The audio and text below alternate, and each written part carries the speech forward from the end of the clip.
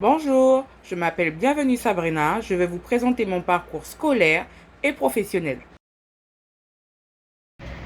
Quand j'étais au lycée, j'étais une élève plutôt travailleuse. Voilà, je sais que je me plaignais beaucoup par rapport à la charge de travail, mais je dirais que j'étais une élève qui était travailleuse et qui participait beaucoup à l'oral. J'étais scolarisée au lycée Melchior Garé et durant ma scolarité, j'ai eu la chance de pouvoir participer à deux événements. Le campus des métiers qui a eu lieu à l'université de Guyane et un forum des métiers qui avait été organisé au sein même de l'établissement. Ce sont deux événements durant lesquels j'ai pu rencontrer des professionnels, des étudiants et cela m'a fortement aidé à définir mon objectif professionnel. Quand j'étais au lycée, mon projet professionnel n'était pas clair. Je savais que je ne voulais pas travailler dans le domaine sanitaire, donc dans le domaine de la santé. Je voulais absolument travailler dans le domaine social. Du coup, lorsque j'ai pu participer aux deux forums des métiers, j'ai pu rencontrer des assistantes sociales, des CESF, des éducateurs spécialisés, etc. Et quand je suis rentrée en terminale, le BTS ESF a ouvert au lycée Melchior Garé. Donc je l'ai pris comme un signe et j'ai décidé de poursuivre dans cette voie-là et de devenir CESF. Alors, dans la première partie de mes études supérieures, je n'ai pas eu à faire de transition puisque, comme je l'ai dit précédemment, je suis restée dans le même établissement scolaire.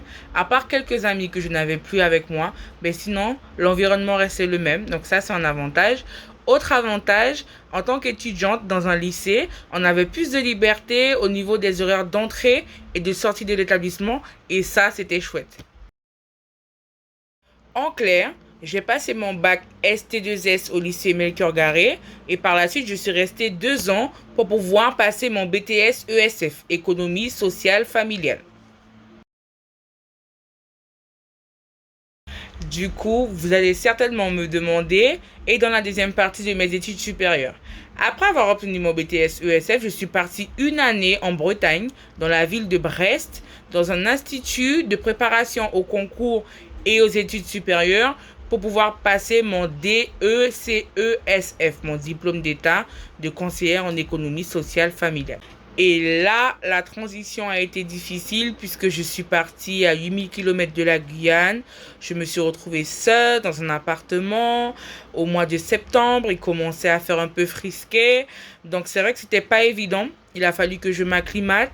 Il a fallu que je gère le manque, que je gère la distance et surtout que je gère la solitude par moment. Et vraiment, ça n'a pas été facile, mais je suis fière de pouvoir dire aujourd'hui que je l'ai fait. La journée type d'un étudiant va dépendre de plusieurs paramètres. Pour ma part, lorsque j'étais en BTS, je vivais toujours chez mes parents et j'allais à l'école en bus. Le midi, je mangeais à la cantine ou à l'extérieur de l'établissement et en fin de journée, je regagnais mon domicile en bus.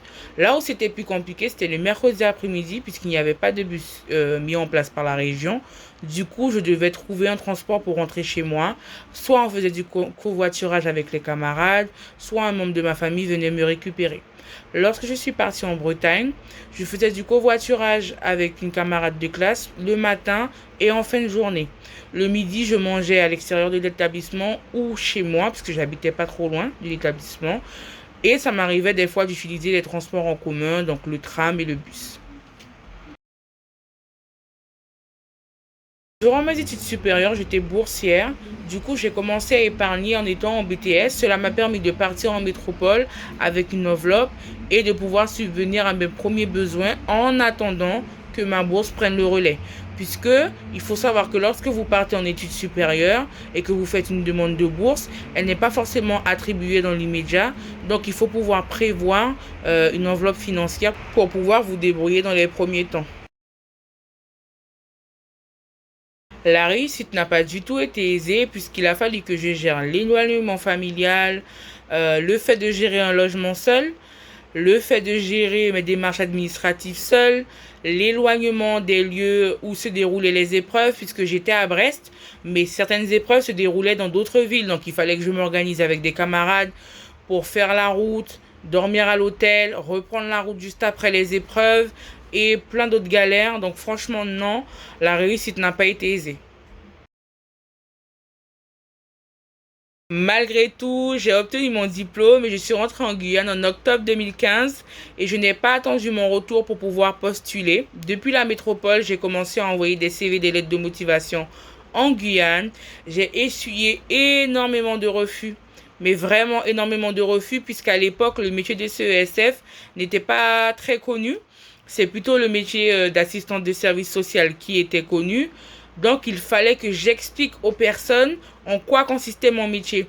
Je ne me suis pas démotivée, même si j'avoue que j'ai pu avoir des baisses de morale et j'ai pu obtenir mon premier entretien, mon premier rendez-vous pour un entretien au mois de novembre 2015.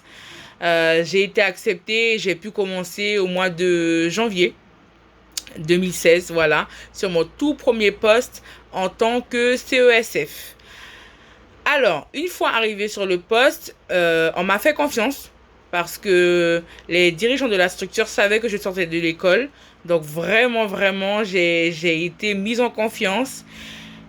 Et je peux quand même dire qu'il y avait un décalage entre la théorie des cours et la réalité du terrain. Il faut quand même un temps d'adaptation et on apprend aussi beaucoup sur le tas.